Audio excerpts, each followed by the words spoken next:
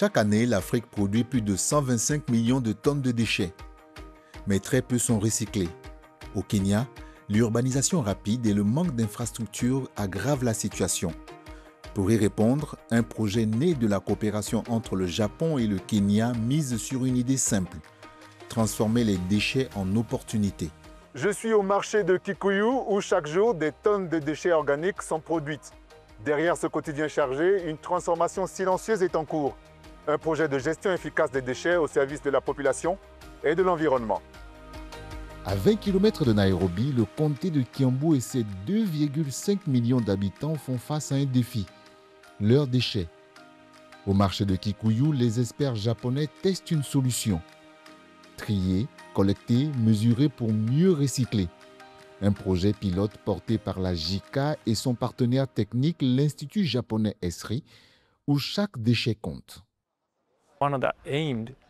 L'un des objectifs de ce projet est de renforcer les capacités humaines.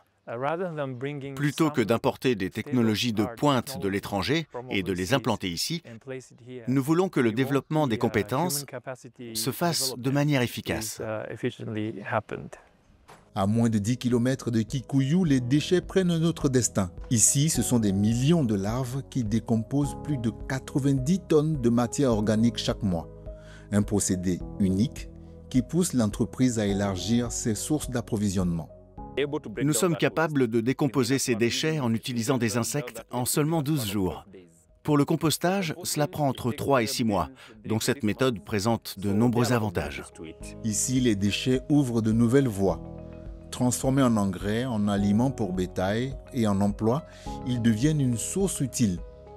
Une solution locale, durable, taillée pour l'Afrique. Autre terrain d'action, la décharge de Kangoki, près de 90 hectares pour plus de 1200 tonnes de déchets par an. Jusqu'ici, tout y était simplement déversé, générant du méthane en masse. Objectif: en faire un site modèle grâce à la méthode japonaise Fukuoka. Des canaux d'aération sont intégrés pour accélérer la décomposition et réduire les gaz nocifs.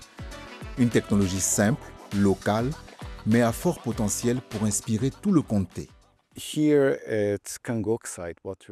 Ici, sur le site de Kangoki, notre objectif est de promouvoir le tri des déchets. Mais il faut d'abord améliorer la gestion des déchets. L'une des premières étapes, c'est l'aménagement des routes à l'intérieur de la décharge pour rendre le site réellement opérationnel.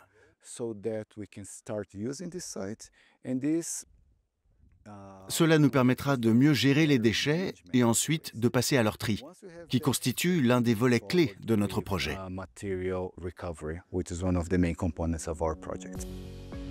Derrière ce projet, un acteur clé, la JICA, l'Agence japonaise de coopération internationale.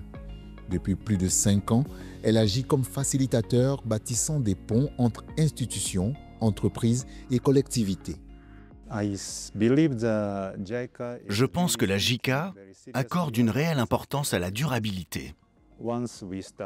Un projet ne peut pas simplement commencer, être mis en œuvre, puis s'arrêter une fois que nous quittons le terrain. Cela n'a pas de sens. Notre approche consiste à renforcer les capacités des personnes impliquées localement dans le projet. Nous les formons pour qu'elles puissent ensuite continuer de manière autonome. C'est un premier levier. Le second, c'est le travail sur les cadres réglementaires. Nous contribuons à établir des règles, des lois ou des systèmes dans les institutions publiques. Cela permet de pérenniser les projets, même après notre départ. Un mot résume cette vision: l'appropriation. Ici, ce sont les communautés, les acteurs locaux, les citoyens eux-mêmes qui prennent les rênes du changement. Pour l'Autorité nationale de gestion de l'environnement, ce projet va bien au-delà d'une simple expérimentation. C'est une vitrine. Un modèle que le Kenya pourrait étendre à l'échelle nationale et peut-être inspirer tout le continent. Nous devons raconter notre histoire. Cela doit être partagé avec les Kenyans, mais aussi avec les autres pays d'Afrique. Notre parcours a commencé en 2021, donc cela ne fait que 4 ans. La loi a été adoptée en 2022. Puis, la responsabilité élargie des producteurs est entrée en vigueur en 2024, l'an dernier. Vous voyez, notre histoire est en pleine évolution. Transformer les déchets en opportunités, générer des emplois, protéger l'environnement, préparer les générations à venir. Au Kenya, le Japon ne vient pas imposer un modèle, il soutient pas à pas l'émergence d'un système pensé, porté et ancré dans les besoins des communautés locales. Une coopération discrète mais puissante.